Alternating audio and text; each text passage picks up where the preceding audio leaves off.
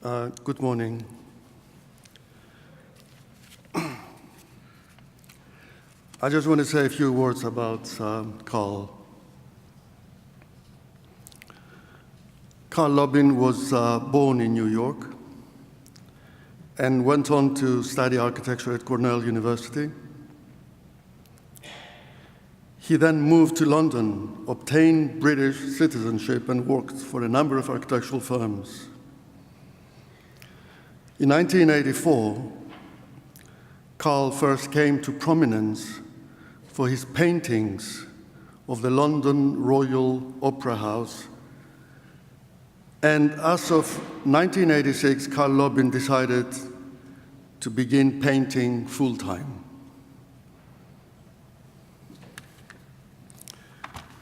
From the beginning of his career, Laubin had been a painter whose reverence for the core values of the European art tradition informed his paintings as they coiled obsessively around the classicism which reaches via Roman Italy to France, England, and Germany. That journey earned him in 2017 the Arthur Ross Award for Excellence in the Classical Tradition. Carl Laubin has been a prolific painter who welcomes the study of history, the study of propriety, the study of character and style in architecture. In his paintings, the drama is all in the history of the image, or rather, should I say, in his story of the image.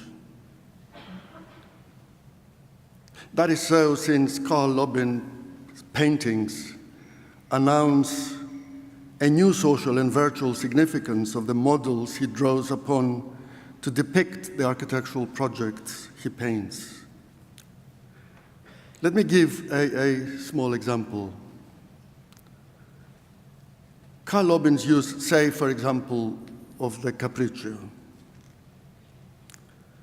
The genre of the Capriccio, from Piranesi, Palladio, Wren, Hawksmoor, Cleanser, Canaletto, or Gandhi, aimed at projecting with epigrammatic force the post-classical imagination. The post-classical imagination, that is, the romantic and post-romantic stricture of classical rhetoric. Now, had Laubin used classical rhetoric unaltered, his paintings would have been nice, good, but actually tired imitations. But Laubin does not do that. Laubin does not copy verbatim the grand tradition of the Capriccio.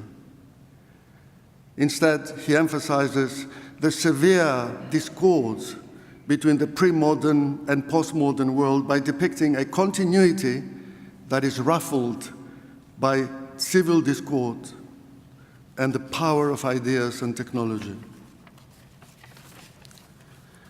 His paintings shows us how humanism today exercises a strong appeal to people of different origin, and that's very important. People of different origin in spite of present-day social and technological change. Carl Laubin is particularly impressed by the power of ideas, and we are equally impressed by the power of his images. His paintings convey the civilizing power of humanist achievements, yet also portend calamities to come should we relax our vigilant stewardship of these very humanist principles. No, don't misunderstand me. One should not see any signs of sadness in Laubin's paintings. Rather, to paraphrase Guillaume Apollinaire, one sees a continual and conscious striving to live, learn, see, know, and give voice to the beauty of life itself. Please join me in congratulating Carl Laubin for winning the Henry Hope Reed Award.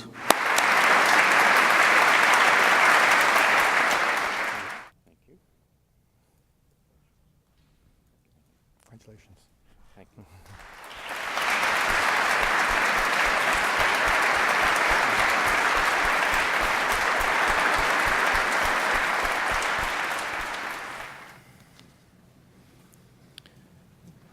Thank you, Dimitri.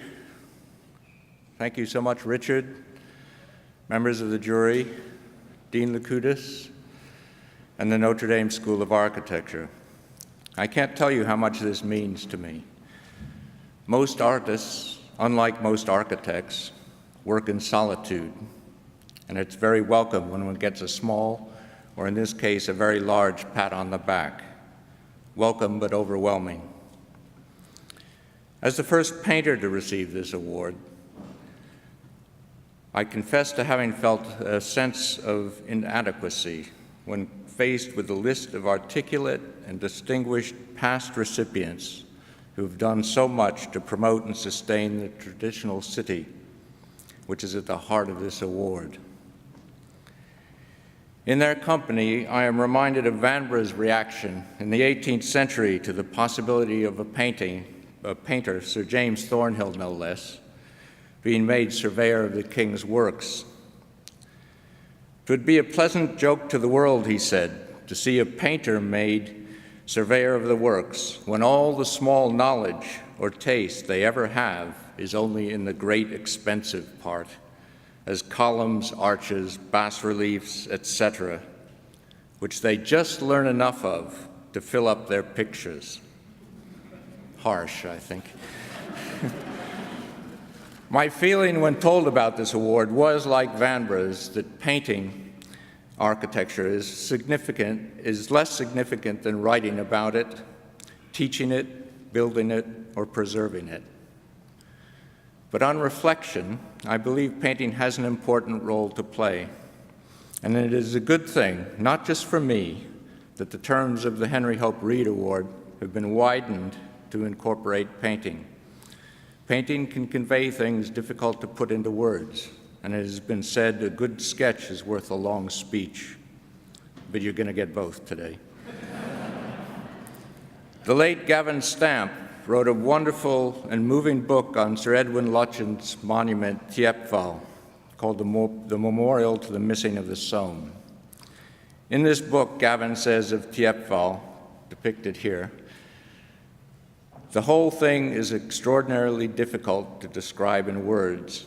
He nevertheless, with the help of sketches and photographs, goes on to describe the monument with great clarity, and his description allowed me to gain enough understanding of Thiepval's complexities to create an image of Lutyens' unbuilt design for Liverpool Cathedral, an even more difficult building to put into words, and the key element in my Lutyens painting, Mettendo Vivendum.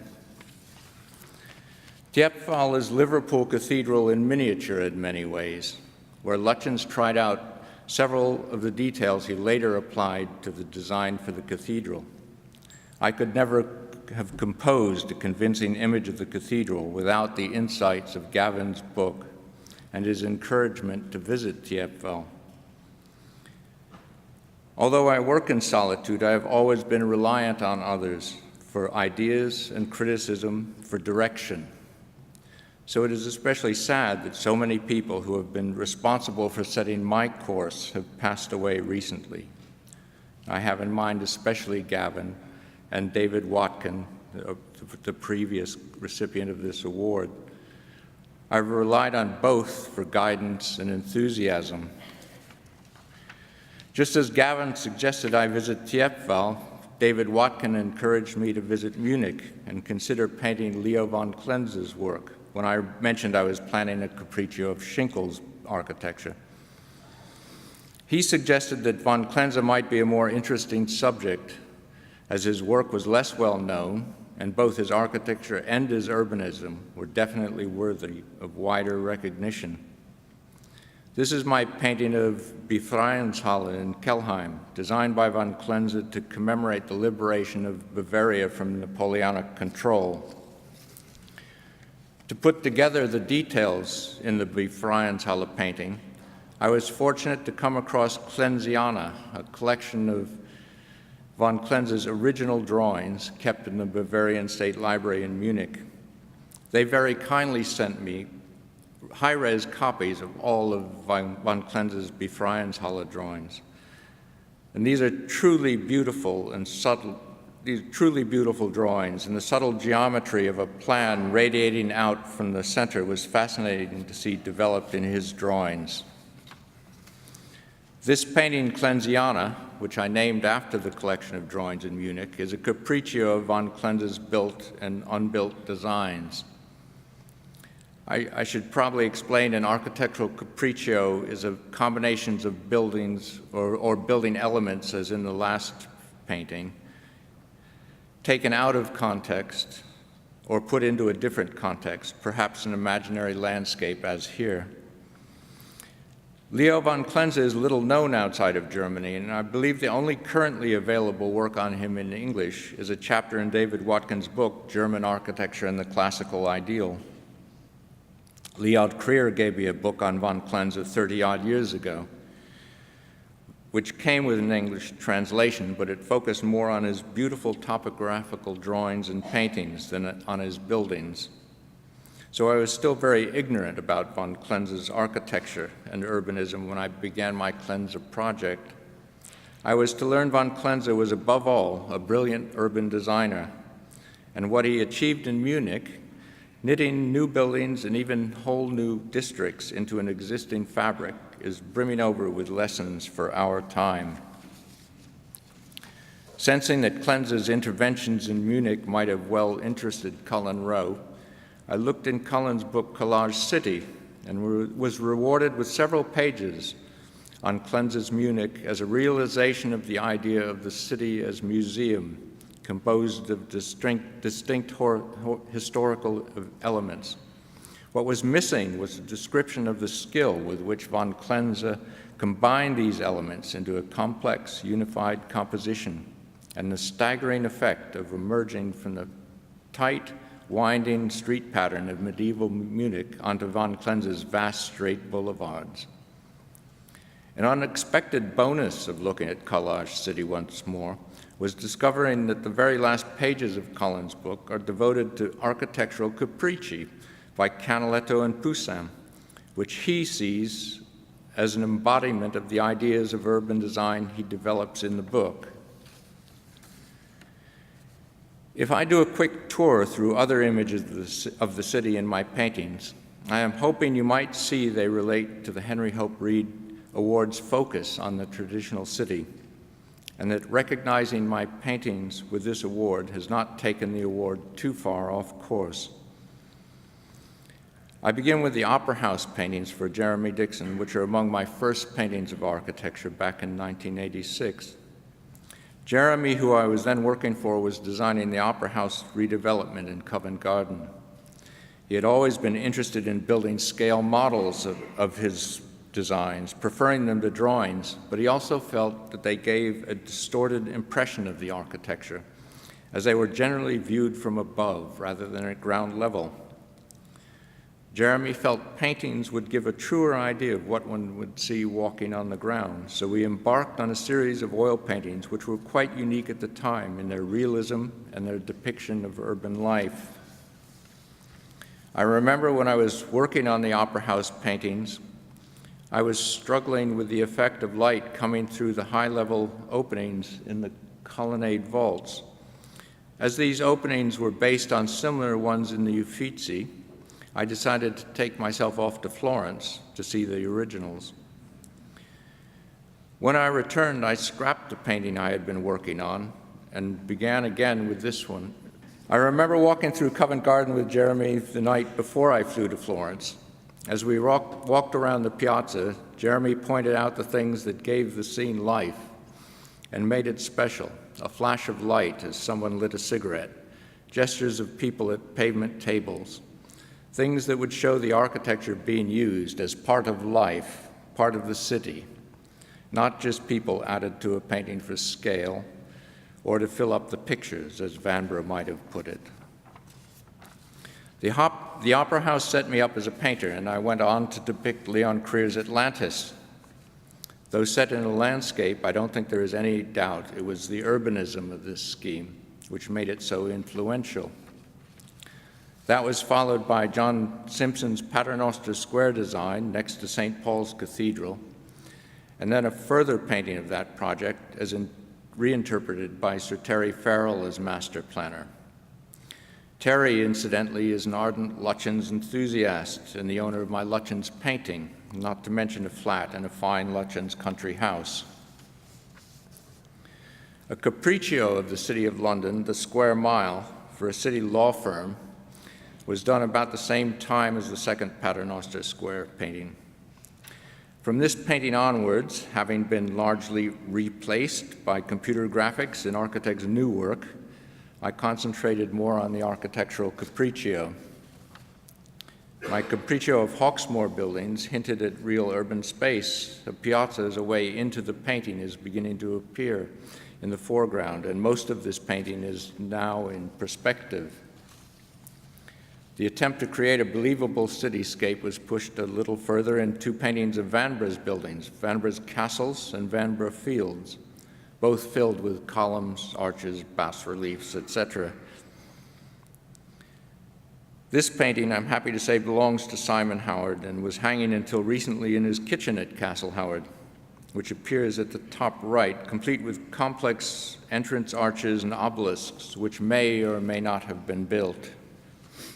And one of my favorite paintings is Verismo, which takes a well-known 15th century painting of the ideal city and imagines it was built and survived until now with the modifications of suburbs, encroaching developments, additions, traffic engineers, and people in modern dress. It remains undiminished. In fact, I think I prefer it surrounded by the life that I introduced to lower the tone of the very pure and unpopulated original. I began the painting as a negative statement on modernity, but it became an affirmation of the architecture. This is Nashville, which is unfinished. It brings together various strands of John Nash's architecture and planning, which has a remarkable similarity to von Klenz's. Both had royal patrons, both connected a palace on the edge of a city to new developments on royal estates to the north via grand new boulevards, Ludwigstrasse in von Klenz's case and Regent Street with Nash. Many of my more recent capricci have tried to treat the architecture and the cityscape in a more realistic way, making a place rather than being a collection of iconic, more or less independent structures, as earlier capricci like Palladio Almerico to Zeno, which was once described by a friend as classical wallpaper. That's a selection of my paintings that deal with the city, but what I would really like to convey to you today is what it is that I find most exciting about painting architecture. I have touched on it already in talking about Lutyens' Unbuilt Liverpool Cathedral. It is the excitement of creating an image of something that does not exist apart from in the architect's mind and in their drawings. Creating that image provides such a thrill when the drawings begin to come alive, three-dimensionally alive with shadow, color, and material. This is where images really do have the edge on words. Creating an image of the cathedral meant sifting through many alternative, often conflicting details Lutyens had drawn, a problem compounded by his habit of altering his buildings on site, which means it is virtually impossible to know for certain what he would have built. But the guesswork was helped both by visiting Thiepval and a wonderful large-scale model of the cathedral in the Museum of Liverpool. Built at Lutyens' instigation with many details at variance from the drawing details, suggesting to me they were introduced by Lutyens, much as he would change details of a building on site. I am fairly certain the model makers would not have altered these details on their own initiative. Now I have been asked to do a painting of buildings in Greenwich, downstream from central London. This may be my ultimate challenge in realizing unbuilt architecture in a painting. To get my interest, I was given a book written by John Bold on the history of the Royal Hospital for Seamen at Greenwich. This is a photograph from the river of the hospital buildings by Wren. Inigo Jones's Queen's House is in the center, with Wren's Royal Observatory further up the hill to the right. Bold's book absolutely gripped me from the first few pages, and the commission has evolved into an investigation of the history of the hospital site rather than Greenwich in general. This may have cost me a client. He's gone very quiet, but it is such a wonderful subject that I'm determined to continue with it, with or without the client. There is a rich history of work that was actually built on the site, but best of all, there is a fascinating unbuilt Greenwich, including an André Le Nôtre parterre and several unrealized projects by Hawksmoor to complete Wren's hospital. I have no idea how this will develop, where it will go, but it is such a promising and exciting project. Le Nôtre planned gardens linking Inigo Jones's Queen's House to Greenwich Park that were partially but not wholly implemented. John Webb designed ascents, stepped terraces up the hill to a grotto at the top. The shape of the gardens and the major earthworks that were required are still visible in the park, though softened by time, and I think it would be exciting to see what they might have been like had they been completed. Even more exciting to me are the projects Hawksmoor initiated to complete the Royal Hospital. Several drawings for these are in the collection of the Stone Museum in London, like this part elevation by Hawksmoor of an unrealized new chapel. You can make an appointment to see these drawings, and they are all set out for you when you arrive. You can touch them without so much as a cotton glove between you and the original Hawksmoor drawing, which I find incredibly exciting. You're touching the piece of paper Hawksmoor was touching when his ideas were new and taking shape on that same piece of paper. Hawksmoor, like many since, felt that Inigo Jones's Queen's House was not really grand enough to hold its position between the two Wren domed buildings on the river, and I'm not sure. When you see what Hawksmoor proposed to close this view, I see the merits of Jones's smaller building, which allows views into the park and up the hill to the Wren Observatory. Hawksmoor's projects were all about terminating this view with a massive new chapel. No one is ever likely to build any of these projects, and I'm certainly not suggesting they should, but wouldn't it be interesting to know what they would have looked like had they been built? A painting does that. But there are no complete images of Hawksmoor's proposals in context that I have been able to find. There are part plans, part elevations like this Hawksmoor drawing from the Soane, but nothing giving an idea what the complete view from the river might be like. Fascinating fragments that whet one's appetite for a comprehensive view. It's the kind of detective work I really enjoy. What follows are my attempts to piece together the fragments of what is called Hawksmoor's second scheme into a complete image that could be used for a painting. This is the first public outing for these drawings, pieced together with figured dimensions from Hawksmoor's drawings, but with a certain amount of conjecture, especially when it comes to the dome and its drum, as there are plans of these, but no elevations that I can find. There were three major schemes by Hawksmoor, with many variations within each one.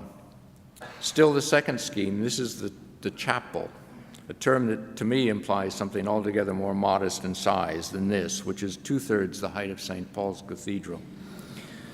It has a great Bernini-esque elliptical piazza in front, and I can't wait to paint it. Drawing is fine, but color and shadow bring another dimension, especially with Hawksmoor, a solidity. This is the drawing I really love. In context, the chapel is massive, and I had to check several times, as I had with Lutyens' Liverpool Cathedral, that I had the scale right, both of Hawksmoor's proposals and Wren's existing buildings. I like this drawing so much as it suggests some of the drawings Soane made for his Royal Academy lectures, where he superimposed elevations of different buildings for comparison. The difference being here, Hawksmoor intended the buildings to actually be in this relationship to each other. When seen in perspective, the proposals seem less overwhelming, although one variation came with a 400-foot tower. To get any sense of what happens further into Greenwich Park and up the hill to the observatory, I had to resort to an aerial perspective, as the chapel totally closes the view from the river. You have to admire Hawksmoor's cheek. He quite happily proposed moving Inigo Jones's Queen's House up the hill to free up its site for his chapel. He also proposed moving Wren's observatory from its current position onto the main axis. And I imagine Hawksmoor would have moved the prime meridian to line up with his axis as well, if he thought there was any chance of getting away with it.